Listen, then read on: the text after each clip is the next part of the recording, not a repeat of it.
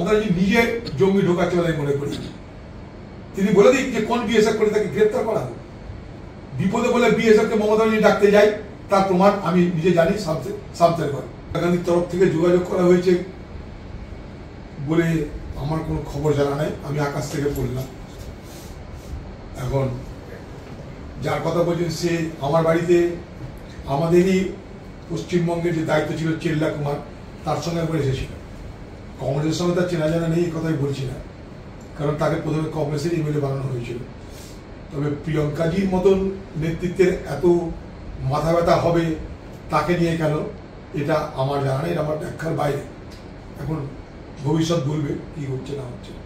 তবে মুর্শিদাবাদে এই ব্যক্তিকে কাজে লাগিয়ে মমতা ব্যানার্জি গতবার যে দাঙ্গা তৈরি করেছিল, এবং সেই দাঙ্গা রামনবমীর দিনে আমাকে হারানোর জন্য যে দাঙ্গা মমতা ব্যানার্জির নির্দেশে এরা করেছিলেন, এবং সেই দাঙ্গার পর এই ব্যক্তি সে মিডিয়াকে বলেছিল, কি বলেছিল, যে মুর্শিদাবাদে 70% মুসলমান 30% হিন্দু, আমরা মনে করলে হিন্দুদেরকে মেরে গঙ্গায় ভাসিয়ে দিতে পারি।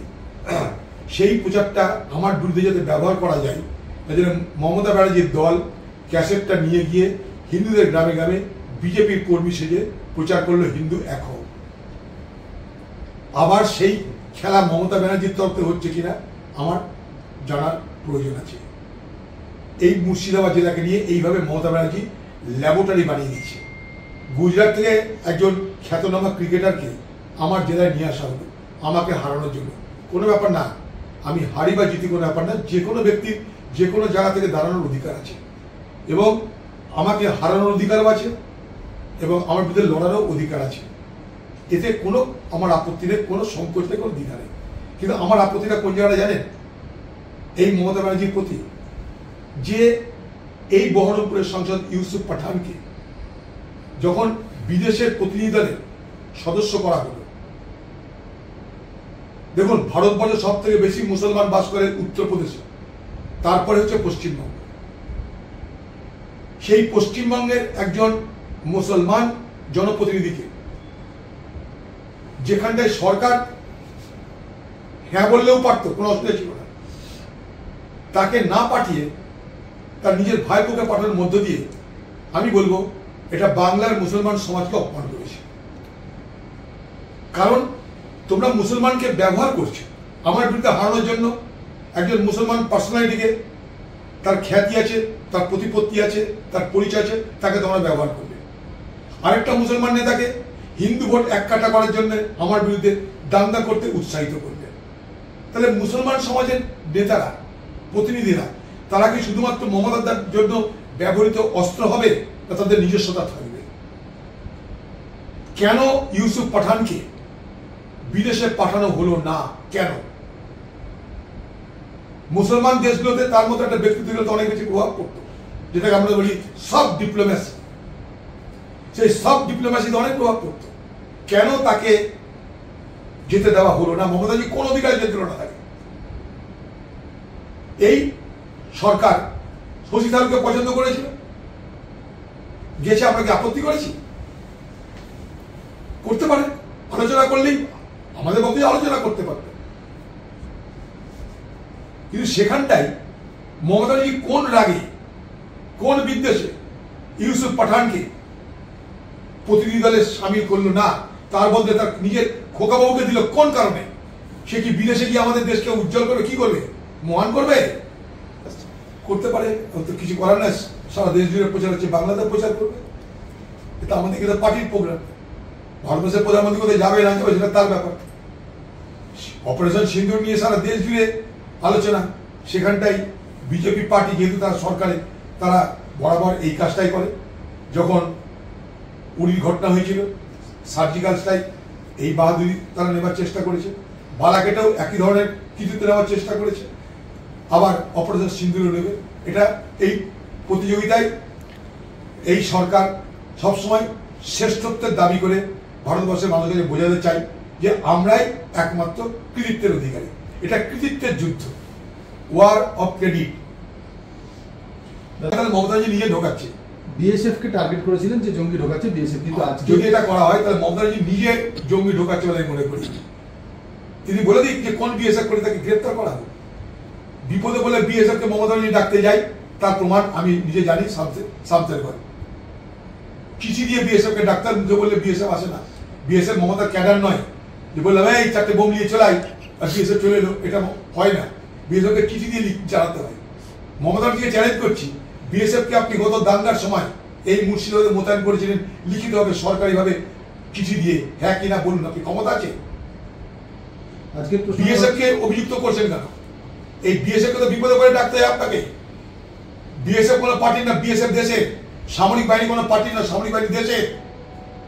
আপনি হোক, বিজেপি হোক, যে কেউ হোক, সামরিক বাহিনীকে, বিএসএফ কে, আমাদের কেন্দ্রীয় বাহিনীকে যদি পার্টি বলে চালানোর চেষ্টা করে আমরা তার বিরোধিতা করি এবং করছি। বাঙালি হিন্দুদের ঠিকা কবে থেকে নিয়েছে যিনি মিস্টার আমার জানা নাই। বাঙালি হিন্দু তো বিজেপি পার্টি তৈরি হওয়ার আগেও ছিল, আজও আছে।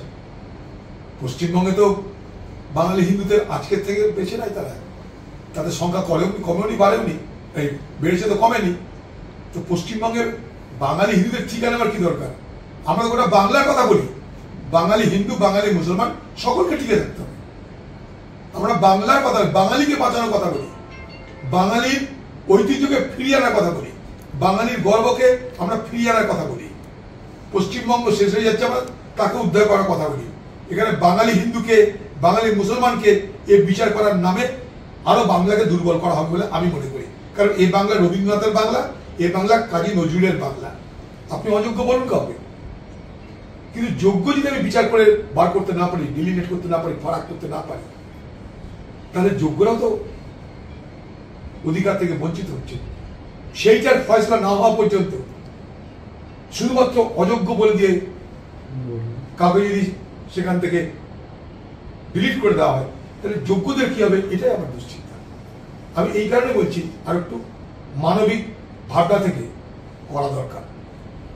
কারণ দুর্নীতিটা করেছে সেখানকার সরকার, সেখানকার প্রশাসন, সেখানকার মন্ত্রী। অপরের অপরাধে, অপরের দোষে আমি কেন দোষী হব?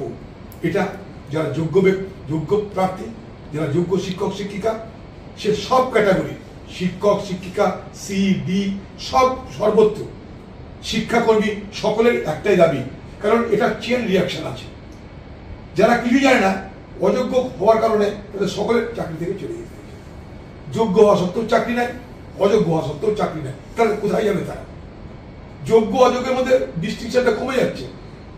রাজ্য সরকারকে বরং চাপ দেওয়া উচিত যে তুমি যোগ্যদের তালিকা একটা নির্দিষ্ট সময়ের মধ্যে হাজির করো। রাজ্য সরকার মনে করলেই পারে। মোহাম্মদ ইউনূস পদত্যাগ করতে পারেন, তার কারণ বাংলাদেশের মধ্যে অন্তর্দ্বন্দ্ব তীব্র থেকে তীব্রতর হচ্ছে।